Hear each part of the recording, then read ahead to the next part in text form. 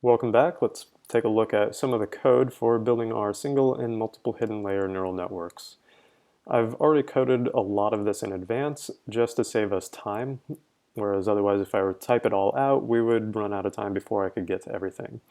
So let's take a look at building a single hidden layer neural network, and then we'll add on to that for a multiple hidden layer. First thing that we need to do is import TensorFlow and NumPy. And then we're going to create just a really basic data set. But the purpose of this is so we can see how the models perform with the different types of relationships. So the first one we'll look at is just a linear relationship with no interaction terms. So to do that, we're going to first build our XTR, which is the training data, and then XTS, which is the test data. For each of these, we're going to have random normal, which is going to just select values for us from a normal distribution with a mean of 0 and a standard deviation of 5. We're going to create 2,500 rows, so that's 2,500 data points, and each row will have 3 columns, so we'll have 3 attributes in our data. So you could think of those as x1, x2, x3, x0, x1, x2, however you like.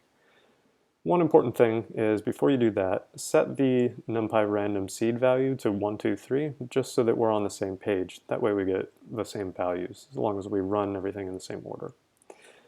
Now this function here, this f of x, that's just to return our y values. So we're going to start with just a linear relationship with no interaction terms.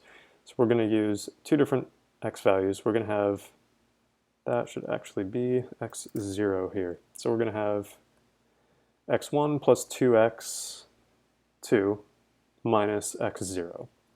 And then later, these are commented out, but later we'll end up bumping up our terms, or the complexity of our relationships. So this is going to return a reshaped version of y. This is so that we can compare things in our model.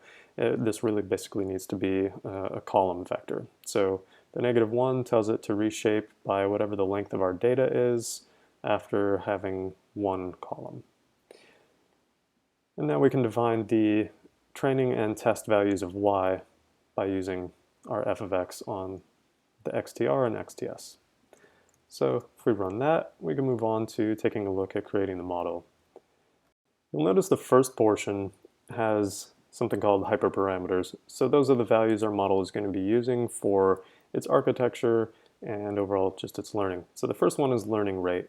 We're going to set that to 0.01, which is a good starting value for most neural networks. And that's the value that our optimizer is going to be using for learning our data.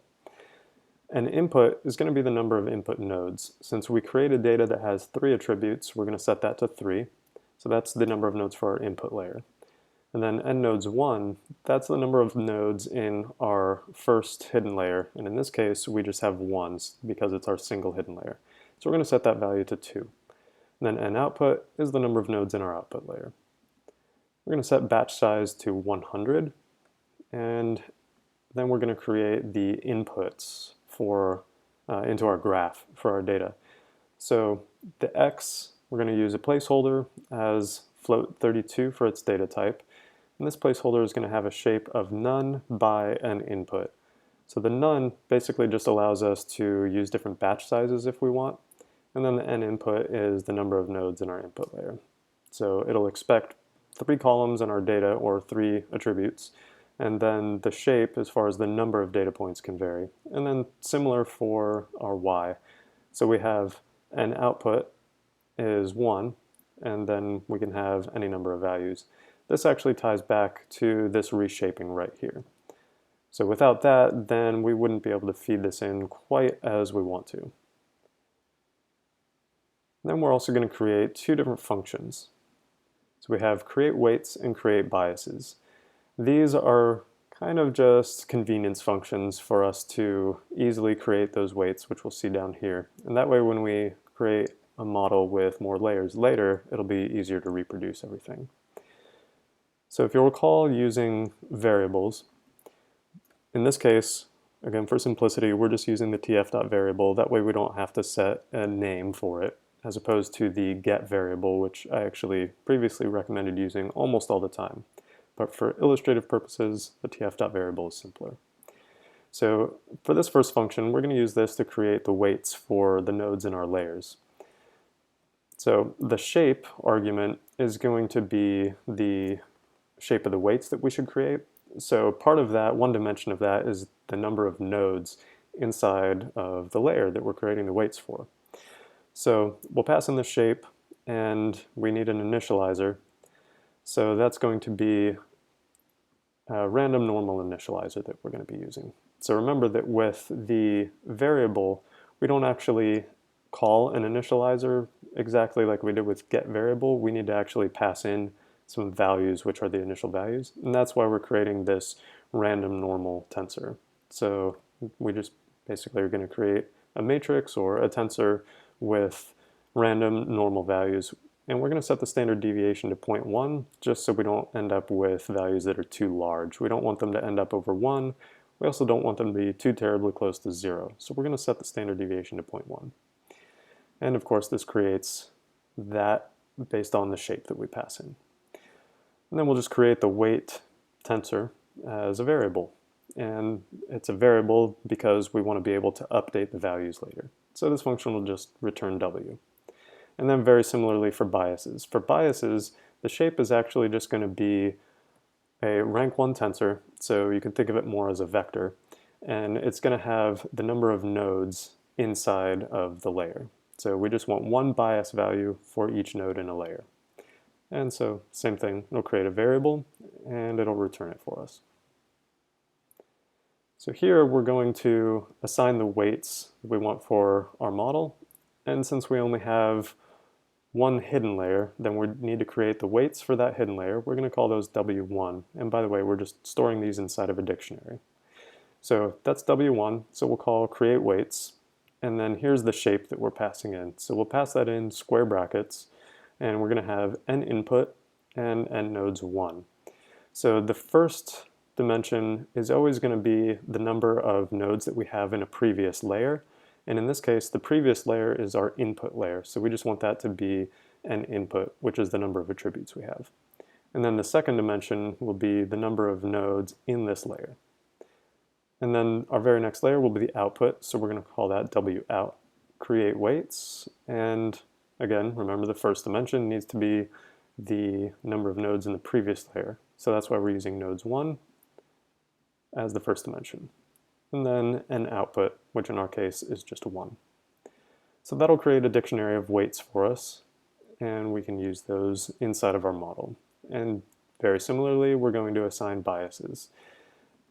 And so we won't have a second dimension here, and for this one, that means that our first dimension isn't actually what comes from the previous. We always want it to be the same number of nodes in its respective layer. So B1, the bias is for layer 1, and we want that to have a shape of n nodes 1. And then same thing for BOut. So now we have weights and biases for our single hidden layer model that has a single output layer. And in case you're wondering, I'm just going to cover this real quick. The reason why we don't have a WIN is because, remember, our input layer is the data itself.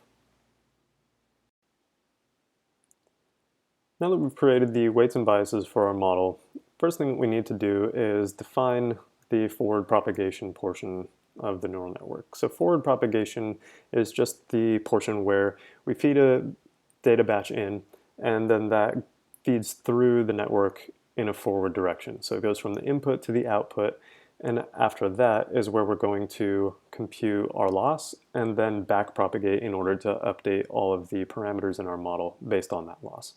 So for the forward propagation section, we're going to create the activation functions for our hidden layer. In that case, first we're going to create this Z1, and the 1 just standing for the first layer. For that, that's basically the sum of matrix multiplication with the bias. So the matrix multiplication is the weights onto X for our first layer, because X is our input. So we're going to multiply those with matrix multiplication and add that matrix multiplication to the biases vector. And then to operate on Z1, this is where we're creating the activation function, A1. we're going to use the sigmoid function that is given to us by TensorFlow itself. So we have tf.nn.sigmoid, and it operates on z1. So that'll give us the activations for all of our nodes. z1 itself, because we have multiple nodes, is going to give us a tensor. So it'll be greater than rank 0. It won't just be a scalar. And then same thing for A1. We're going to have at least a rank 1 tensor there. And then our very next layer is the output layer. So our output layer needs to act or operate on A1. So this one, we're just calling it logits. That's because we're not actually going to be immediately producing any probabilities here. The reason for that is because of the loss function that we have. And we'll see that in just a moment. So that's right here. So I'll get to that. But anyway, the logits, same thing. We're going to do the matrix multiplication, but this time it's not on X because what's feeding into this layer are the activations. So we're going to matrix multiply the weights onto A1, which is a rank 2 tensor. And of course, we're going to add the biases to that. All right, so here, this line, you can see I've commented something out. On this line, if we wanted to produce probabilities, like probability outputs, if we had a classifier, then a softmax would be a good idea in order to actually get those predictions. Since we're doing a linear regression model, we just want the logits. But in either case, classifier or not, the loss function, we would want to operate on the logits itself. If we had a classifier that we wanted to compute cross entropy on in order to do the loss function, then that cross entropy function provided by TensorFlow actually does the softmax operation internally. So that's why we just pass in the raw values without applying a softmax first. So our loss in this case, because we're just using a linear model, then we have just a standard root mean squared error. So let's put that in here, RMSE. So we have RMSE here is our loss function. So we have the square root of the mean of the square of y minus logits. All right, and then we need to define our optimizer. So we're going to call that optimize. So this will be our operation node optimize. And we're going to use the RMSProp optimizer provided to us by the TensorFlow API. And here's where we plug in learning rate, which earlier we set to 0.01. And we're going to tell this optimizer to minimize our loss. So that's the loss function we just defined. And now we have a portion where we're actually going to start to run things. So we want to create the session and initialize the variables. And the variables in this case are all of the model parameters, the weights and biases. So we'll create the init operation, and that'll be the node in our graph. And then we're going to use global variables initializer. So before we've learned about different initializers, but since we want to initialize everything, we're going to be calling the global one. And that's just going to initialize our variables with those random normal values that we declared. And of course, we want to create our session. So ses equal tf.session, and we're going to tell it to run the initializer. So that'll initialize our variables, and then we can move on to the training portion. We're going to train over 300 epochs, so let's create this value right here, and epochs, that's technically another hyperparameter, and we're going to set that to 300. So for epoch in range 1 to n epochs plus 1, that way we know that we go for a full 300. So that's going to give us an epoch for each. And for each epoch, we're going to train on all of the batches in our data. So we're going to use this for loop. So we're going to go from 0 to the full length of our training data. And we're going to use step sizes of the batch size that we set, which we set to 100. So for each of those batches, we're going to run on our session, we're going to run the optimize function, which is kind of the final node in our graph. So that'll run everything for us. And because of the way we've chosen to do things, using placeholders, we need this feed dictionary. So for our X input, we're going to pass in a batch from our training data. So it's going to be from I to I plus batch size. And that way we'll get a full batch of our training data. And then same thing for Y. So that'll basically train our model. That'll be for multiple batches in this epoch. And also in the same epoch, what we're going to do is if epoch mod 10 is equal to 0, so basically every 10 epochs, what we want to do is print out some of our loss just so we can see how our model is doing. So we're going to declare loss training as session run, and we're going to run that on our loss function. And pass in the feed dictionary, we're going to pass all of the training data into that rather than just a batch. That way we can see how it's performing on all of the data as the model progresses learning. And we're just going to print that out so we can see that. And then with that, what we're going to do is compute the loss. So basically after our model is done training on all 300 epochs, we're going to compute the test loss. So we're just going to run our session object on the loss node, and for the feed dictionary, we're going to pass in all of the test data. All right, so let's go ahead and run that.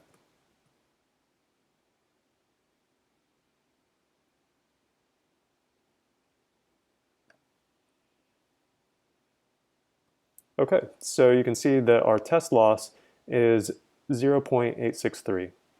And if we take a look at the absolute value, like the absolute mean value of our test data, we can see that it's about 10. So right here being 0.8, that's pretty good. Basically, we're at around 8.5%, within 8.5% of our absolute mean value of our data. So really not too bad. And that was also quick to train because it's a pretty lightweight model.